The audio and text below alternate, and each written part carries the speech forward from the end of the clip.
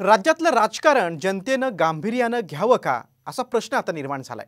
कारण राज्यात सुरू असलेलं पॉलिटिकल कॉमेडी एकमेकांवर टीका करताना सत्ताधारी आणि विरोधक दोघांचीही पायरी घसरते। राज्यात केवळ टीका करणं म्हणजेच राजकारण हे समीकरण बनत चाललंय का? पाहूयात या स्पेशल रिपोर्टमधून।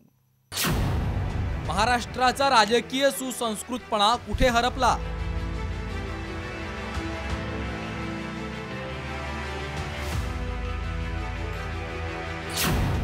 सत्ताधारी विरोधकांची पातळी सोडून टीका,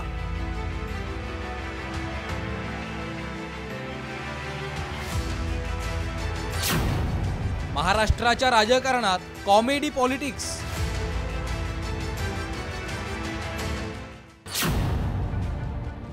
शिवसेना ठाकरे गटाचे खासदार संजय राऊतांनी सामनातल्या अग्रलेखातून भाजप आणि चंद्रशेखर बावनकुळे यांच्यावर जोरदार टीका केली आहे। यावरून संजय राऊतांचा पत्रकार पोपटलाल असा उल्लेख करून शेलारांनी राऊतांवर निशाणा साधला। पत्रकार पोपटलाल यांचा अग्रलेख आज सामन्यामध्ये आला आहे।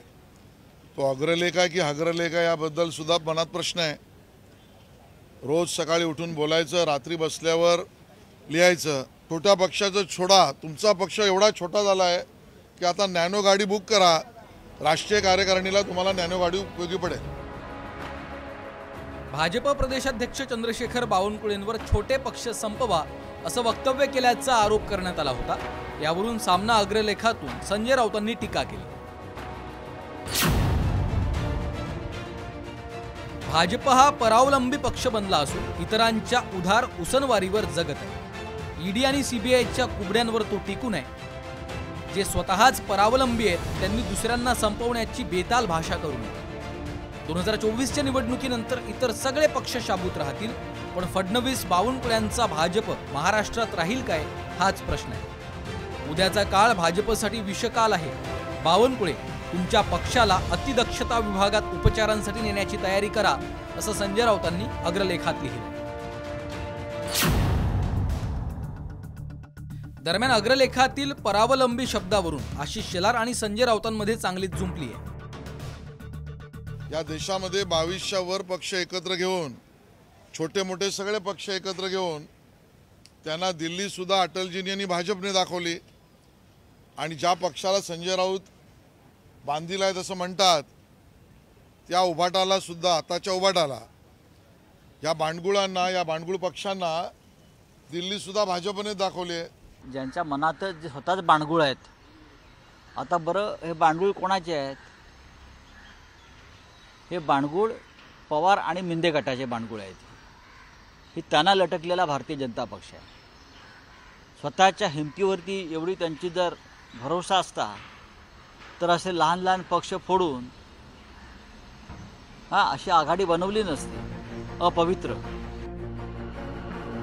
एकीकडे शेलार आणि राऊतांचे वार पलटवार सुरू असतानाच दुसरीकडे भाजप आमदार नितेश राणेही पातळी सोडून संजय राऊतांवर घसरले।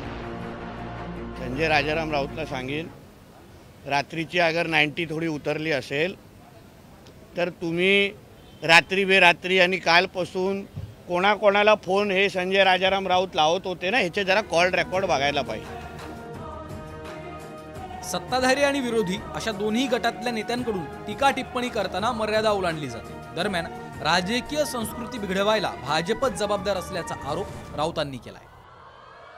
या राज्यात भाषेची संस्कृती आणि संस्कार जर कोणी बिघडवला असेल तर तो देवेंद्र फडणवीस यांच्या नेतृत्वाखालील भारतीय जनता पक्षाच्या एका टोळीनं बिघडवलेला आहे। भारतीय जनता पक्ष हा एक पॉलिटिकल अंडरवर्ल्ड आहे आणि लवकरच इथे टोळी युद्धाचा भडका झाल्याशिवाय राहणार नाही।